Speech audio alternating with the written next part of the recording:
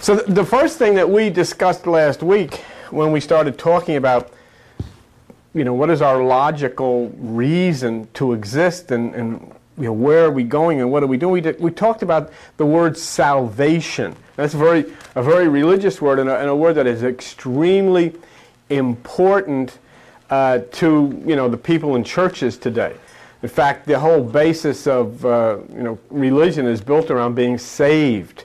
And I made the statement that it was absolutely impossible to be saved. You can't be saved. There's no way that you can be saved.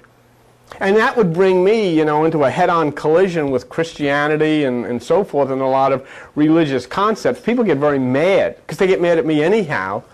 But, you really get mad when you step on things like this. I mean, I can tell them, communion started as cannibalism, and they just say, well, he's a complete whack nut. But when you start saying you can't be saved, then it challenges their philosophies.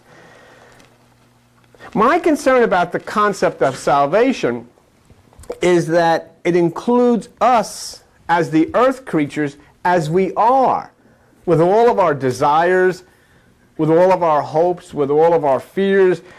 And basically being individuals, what salvation always meant to me was that even though physically you die, right away you pop up just like you are, with your blue shirt on and your sneakers or your Nikes or whatever, and there you are again, and your mother's there, or your father's there, or whomever, and you're the same person, and you meet the people that died before, and you're walking down the street and you live on a split level, and everything is the same. That's what I thought was salvation. In other words, I always considered salvation that you were just like you are now. One of the things I always had difficulty with is how old are you going to be? If you die when you're 85 and your mother died when she was 52, you're going to be up there and you're going to be older than your mother. And I always said, gee, that isn't good. Ma, and she's a kid, she might be a teenager. I couldn't. So, to me, all I'm trying to do here is to find something that's logical. Try to come up with some logical conclusion as to what in the world are we talking about, We transfer ourselves from here to a place called heaven, which is supposed to be on some planet. But of course it's not.